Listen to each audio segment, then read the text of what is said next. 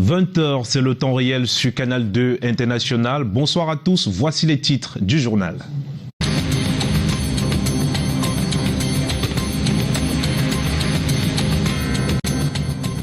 À la une ce soir, des écoles vides et des élèves à la pêche. C'est dans la localité de West Coast, région du sud-ouest Cameroun, où, à cause du conflit et du manque d'infrastructures scolaires, beaucoup de jeunes ont abandonné l'école pour aller pêcher du poisson, à Brézé dans ce journal. 1600 poches de sang à collecter. L'hôpital de district de Menganga jette le filet pour attraper un maximum de donneurs de sang. L'opération qui vient d'être lancée à Menganga vise à sauver des vies dans les brefs délais. Un sujet à suivre dans ce 20h. Et le 20h décolle et atterrit à Marseille en France où Bernard Tapie sera inhumé. L'homme politique, l'entrepreneur, le sportif et chanteur Bernard Tapie est décédé ce matin en France. Dans ce 20h, c'est toute une série d'hommages à suivre ce soir. Voilà pour les titres.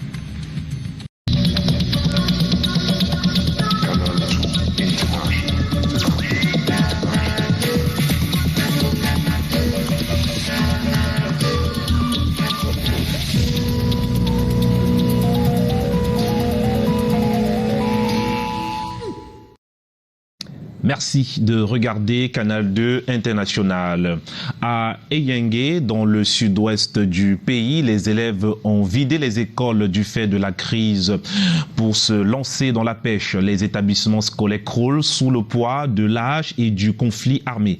Des stratégies sont multipliées par les autorités administratives et les forces de défense pour encourager la reprise effective des cours dans cette localité. Reportage Inès Daniel Ondouambala. Eyengue, zone maritime de l'arrondissement de West Coast dans la région du sud-ouest Cameroun. Ici, des écoles se sont vidées du fait de la crise sécuritaire. Les enfants assistent leurs parents dans les activités de pêche au détriment de leur scolarisation. J'ai insisté aux parents de faire tout pour que cette attitude qui n'encourage pas l'éducation dans notre arrondissement cesse. Ces écoles désertées croulent sous le poids de la crise sécuritaire. C'est le cas du Government School Eyengue. This school was an eyesore. The whole place was totally down and the enrollment was actually zero. Aujourd'hui, l'école est passée de 20 à 228 élèves grâce aux efforts des bataillons d'intervention rapide zone Idinao qui viennent de réhabiliter le Government School Eyengue. Ici à Eyengue, depuis le début de la crise socio-politique que nous connaissons dans cette région du sud-ouest, les écoles avaient été désertées et le BI, par ses actions, veut rassurer la population pour que les élèves rentrent à l'école. Un geste de cœur qui renforce le lien armée-nation et qui invite à la collaboration des populations pour la consolidation de la paix sociale. Nous avons été derrière la population pour les écoles pendant les 3 années qui sont passées. Mais nous sommes très fiers cette année parce que la population et les élèves sont rentrés à l'école massivement. Vous-même, vous avez vu la présence de tous les parents qui sont venus vraiment donner leurs appréciations à la hiérarchie du BI d'avoir choisi cette école, qui est l'une des écoles qui était vraiment comme abandonnée. C'est un véritable ouf de soulagement pour la communauté éducative. Une vingtaine de soldats de l'armée camerounaise promus à un grade supérieur. Leur bravoure et leur détermination ont été récompensés avec de nouvelles épaulettes au cours d'une cérémonie solennelle à la base aérienne 201 à Douala. Alain Gilenkanga et Marus Kwesou. Sur des pas cadencés, un bataillon en rond serré marche sur le chemin de la promotion. La base aérienne 201 de Douala célèbre ces hommes aux épaules désormais chargés de nouvelles responsabilités. Je suis très ému, très ému. Je ne peux même pas expliquer ça. Après une longue attente, après 7 ans sans stage, aujourd'hui, je suis arrivé au bout de mes efforts. J'aborde ce galon avec beaucoup de joie et je tiens d'abord à dire merci à Dieu de m'avoir donné ce galon. Merci ici à ma hiérarchie. Vous voyez, le caporal, c'est un dieu des armées. Si vous me demandez qu'est-ce qu'un caporal, je vais vous dire que qu'est-ce que Canada sans caméra. Vu le nombre de temps que j'ai passé, le retard que j'ai eu, vraiment beaucoup de mots me manquent. Et merci à tout le Cameroun. Sur le tarmac de la reconnaissance, une vingtaine de soldats de rang, désormais des caporaux, mais aussi ce sergent-chef promu au grade d'adjudant. Un couronnement au bout d'un travail acharné, appelé à s'accentuer. Promu, je dirais, continuez à travailler d'arrache-pied. Je vous garantis que seul le travail paye. Je vais vous faire remarquer par votre travail, par votre capacité à donner le meilleur de vous-même. Ici, à la base aérienne 201, le vrombissement habituel des avions a fait place aux cris de réjouissance des amis et des familles des promus. Félicitations à vous.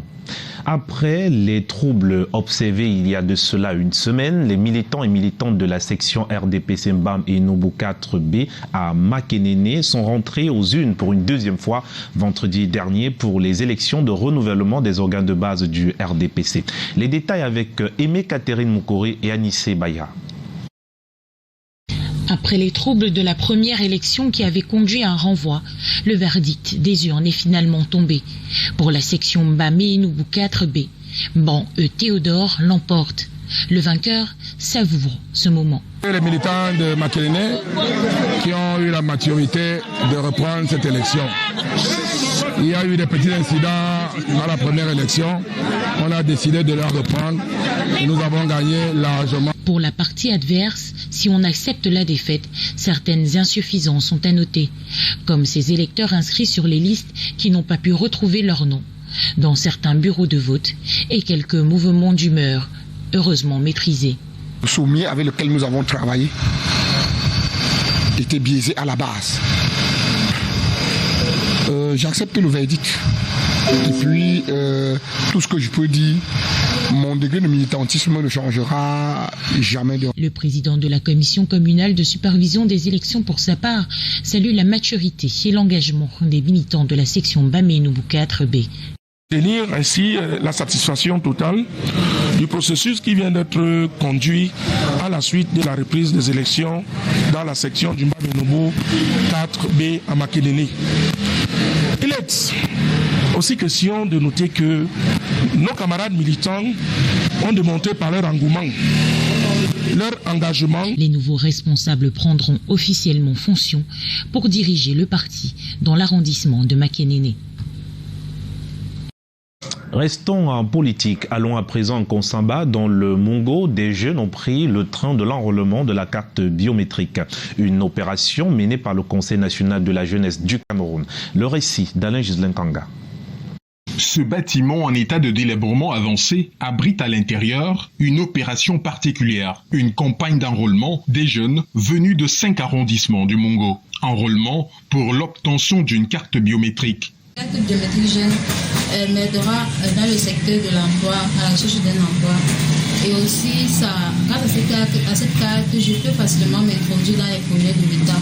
Le ministère de la Jeunesse qui a mis à la disposition de tout le monde, à l'instar des étudiants dont j'en fais partie, des cartes jeunes biométriques qui nous permettra d'abord de nous distinguer des autres et à nous donner des ouvertures dans le monde de l'emploi, des services proposés dans des agences. Accorder des avantages aux jeunes dans divers secteurs, c'est le bien fondé de la carte biométrique jeune. L'opération est menée par le Conseil national de la jeunesse du Cameroun. La biométrique a une grande importance pour la jeunesse camerounaise parce que tout détenteur de cette carte aura des avantages en ce qui concerne plusieurs domaines, que ce soit le transport, la santé, même les assurances, sans oublier les formations dans les écoles de formation et même dans les universités. Nous voulons que tous nos jeunes dans le département du Mongo soient détenteurs de cette carte.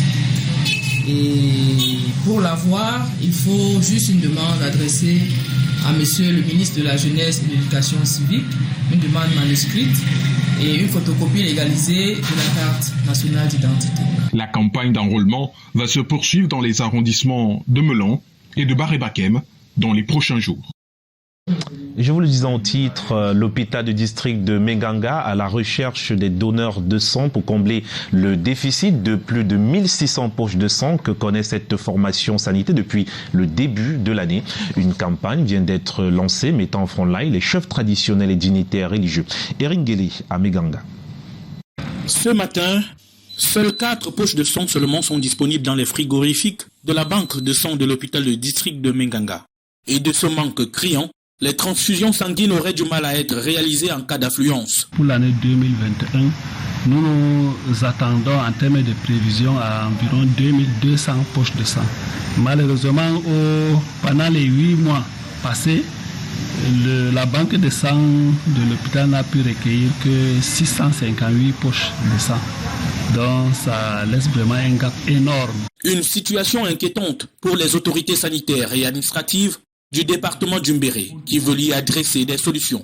Premier constat, les donneurs de sang se font rares. Dans la religion musulmane, par exemple, les gens pensent que donner du sang, c'est un péché. Dieu a dit, quand tu sauves une vie, il met 70 anges qui écrit du bien dans ton registre. Cette concertation réunit ici chefs traditionnels, leaders religieux, élus locaux et la société civile autour des autorités. Le don de sang n'est pas très ancré dans la culture locale. Aussi, une campagne de sensibilisation a été lancée afin de susciter l'adhésion des populations. L'opération est centrée autour du slogan « Donner du sang sauve une vie ». Tout le monde peut le faire. Ce que nous avons comme mission, c'est une sensibilisation en profondeur et convaincre les gens, n'est-ce pas, qui essayent de se débarrasser de certains préjugés. Les gens prennent du sang pour commercialiser et d'autres demandent un peu trop de l'argent, et ce qui n'est pas normal. Objectif à court terme, réduire le plus rapidement le déficit de plus de 1600 poches de sang dont la banque de sang de l'hôpital de district de Menganga fait face. Et comme je le disais, décollons et atterrissons justement en France. Série d'hommages depuis l'annonce du décès de Bernard Tapie ce jour, mort des suites de cancers, homme aux 1000 vies, entrepreneur, homme politique, chanteur, sportif entre autres. Il a souhaité être inhumé à Marseille. Évocation avec Lille Piedjou et Calvin Tekam. Bernard Tapie est mort. Depuis l'annonce de son décès de suite de cancer ce dimanche matin par sa famille, son portrait est visible devant le stade Orange Vélodrome en signe d'hommage à ce passionné de sport. Après avoir gagné le Tour de France, battu le record de la traversée de l'Atlantique Nord avec son Forcia, il s'intéresse au football. Bernard Tapie est à la tête de l'Olympique de Marseille entre 1986 et 1993. L'équipe de Marseille brille de mille feux, remporte 4 titres de champion de France, une finale de Coupe de France et décroche la Ligue des Champions. J'ai appris le décès de Bernard Tapie, le boss comme on dit chez nous à Marseille, ce matin alors que je faisais mon sport au Parcours Vita à Boda-Moussadi. J'ai reçu un message de Stéphane, son fils. C'est très bizarre parce que je fais jamais mon sport avec le téléphone. Et je ne sais pas pourquoi ce matin je suis parti avec le téléphone. Peut-être un signe du destin. Un grand homme, Bernard Tapie, un grand homme. J'ai eu l'occasion de discuter 3-4 fois avec lui. Et il m'a appris beaucoup de choses. Pour la petite histoire, un jour on était dans un restaurant et il y avait l'équipe de Marseille qui préparait un match de Coupe d'Europe. Et il a dit très fort qu'il ne faut pas manger du fromage. C'est un jour de tristesse pour tous les Marseillais et les supporters de l'Olympique de Marseille. Bernard Tapie fait véritablement parler de lui en 1979 en achetant au président de la RCA de l'époque, Jean Bédel Bokassa, ses châteaux après lui avoir fait croire qu'ils allaient être saisis par la justice française. Il devient en 1980 l'une des 20 fortunes de France et plus tard l'une des personnalités préférées des Français. Bernard Tapie, c'était aussi une vie de condamnation, des affaires juridiques en n'en plus finir. On se souvient de cette affaire de match truqué contre Valenciennes et bien d'autres. Parmi cette multiple vie de Bernard Tapie, une carrière politique. On se souvient de ses nombreuses batailles contre le Front National. Il est député, ministre de la ville et plus tard, il envisage être chef de l'État. Malheureusement, ça ne marche pas et il concède enfin « La vie m'a gâté ». Fin de citation. Cette vie s'achève malheureusement ce 3 octobre 2021 à 78 ans. Lui qui attendait une décision de justice pour le 6 octobre prochain. Depuis l'annonce de son décès, une série d'hommages lui est rendue sur les réseaux sociaux par de nombreuses personnalités.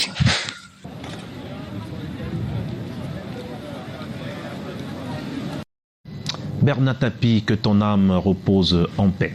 Retrouvez juste après ce journal votre émission de débat L'Arène. Et dans L'Arène ce soir, Rodrigue Tonguet reçoit Albert Zongan, conseiller spécial du président du MRC Maurice Kamto. Il sera cuisiné par Léopold Chenjou de Week Info et Achille Asako d'Abeka Radio. Et l'invité sera en duel également avec Hervé Emmanuel Com, membre titulaire du comité central du RDPC. Rodrigue Tonguet, bonsoir. Tout est OK de votre côté?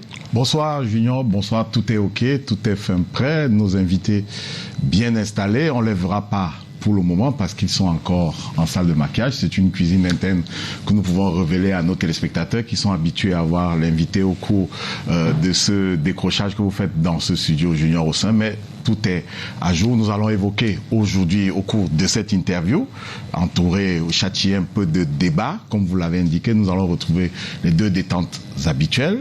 Le politique avec l'avenir du MRC, l'économique parce que l'économie peut aussi tenir le politique, ce sera avec la souveraineté de notre économie. Voilà donc les deux socles de la partie interview de notre émission de ce soir. Et puis il y aura un débat sur la perception de la notion de républicain entre le RDPC et le MRC, valablement représenté ici ce soir, Junior Ossin. Merci donc et très belle émission à vous, Rodrigue Tonguet.